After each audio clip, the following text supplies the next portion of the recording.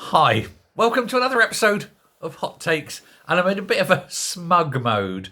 I apologise if that comes across, but I am a bit pleased with myself. I'm like the oracle at Delphi. I've cast the runes. I've read the entrails of a goat. I've looked to the stars, and I've predicted the future. And lo, it came to pass, because I am always right.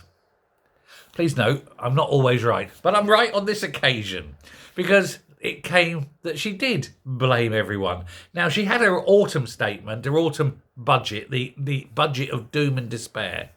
£40 billion tax raises, cuts to every department, tax thresholds cut, national insurance thrust upwards to destroy jobs. It was an absolutely awful budget. So she yesterday had this emergency budget, which they're not calling an emergency budget, but it is. And it was there to try and fix half of the problems that she's already caused. And in fact, just made things way worse. Like I said, it would happen. But I also said, as I say, that she would blame everyone and anyone else. And that's exactly what happened. And rather than sort of admitting that she got it wrong, accepting the consequences of her bad, terrible budget back in October, she doubled down with how great she is because she's an economist, you know. She's the world's best economist. I think she needs to look in the mirror and start saying, I'm not. I'm an idiot. And of course, like I say, she was pointing the finger of blame. Where will it stop? Round and round. Who are we going to blame? And she blamed the usual suspects, of course. All the Labour shills were saying, oh, you know, she's right. It's not her fault. It's not her fault she's an idiot. It's not her fault she lied on her CV. They're not saying that, but, you know, effectively, it's not her fault.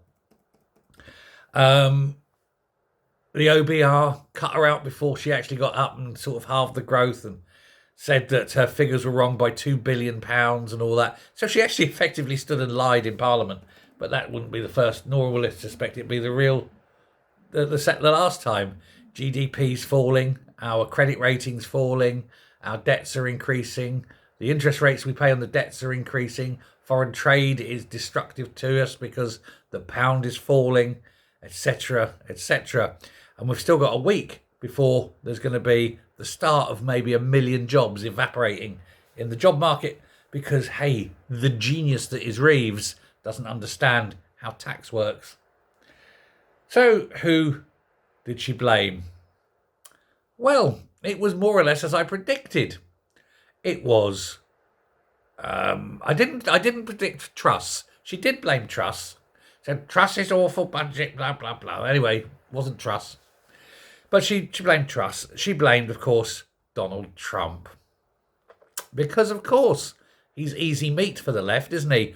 If we blame everything on Trump and everyone will believe us because everyone's really, really stupid and don't understand what's going on. Not like me. So she blamed Trump. She blamed the trade deficit with the EU ever since we left Brexit nearly 10 years ago, you know. We had the vote on Brexit. We left really about 5 years ago.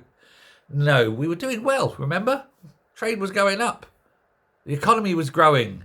And this was just 8 months ago when Rishi was in charge. It's all gone a bit Pete Tong in the 8 months since. She blamed the downturn in the world markets. But the world markets aren't downturning.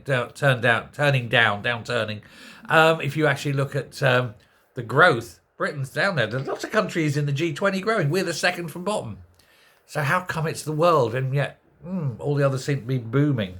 No. It's her policies. It's undoubtedly her policies. It's the tax on jobs. It's the removal of free money from the public. When you tax people so they got no money left, they can't spend it. When they can't spend it, there is a principle. It's called, oh God, why this is going back. It's been a long time since I studied economics.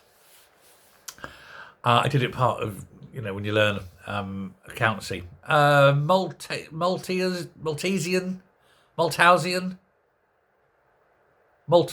Malthus.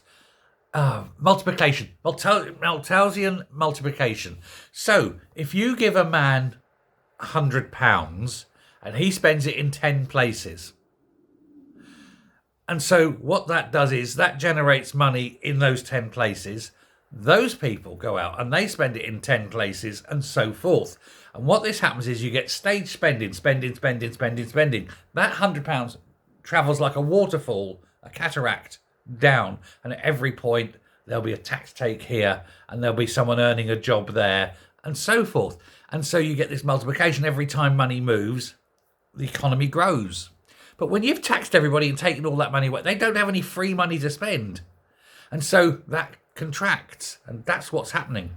She doesn't realise, M3 money supply, she does not realise what she's doing because, and I believe the technical term is, she's a fuckwit. It may be that she's just a retarded moron, but I'm going to go with fuckwit. If you take money out of a system, that spare capacity money, and you might go, should we go out to the cinema tonight? And you go out to the cinema and you spend 50, 60 quid in the cinema, let's face it, 2 tickets and some eats, and by the time you've had a couple of beers on the way home, you've done 60 quid. And that's 60 quid that's gone into a cinema and a bar. And of course, they've had to pay their suppliers and pay their staff, and so their staff have got a bit of extra money, and then they go out and they do it, and that's how it goes.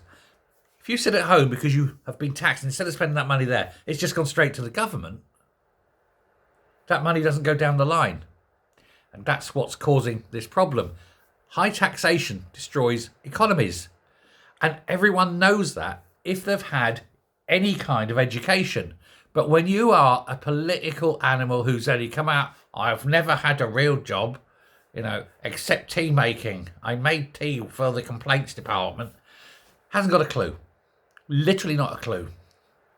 And that's how you grow economies. Low tax grows economies. Every time the money moves, you get your tax out of it as a government. And therefore, you're getting the same amount of tax, but more so. It grows. It multiplies. The Malthusian multiplier, I think it's called. She does not understand this. And that is why we're in this absolute shithole. And it wouldn't surprise me, should I say, if it was deliberate. They want to destroy the economy. They want to make it a welcoming place for other people, the others who are coming. Let's make this country really shit, so it's something that they're used to. They come from shit, let's make this shit, and then they can feel at home. Seems to be the plan, and she's doing ever so well. So yeah, Trump, Brexit, I didn't see the Truss one, global downturn, all the usual things. None of them are true.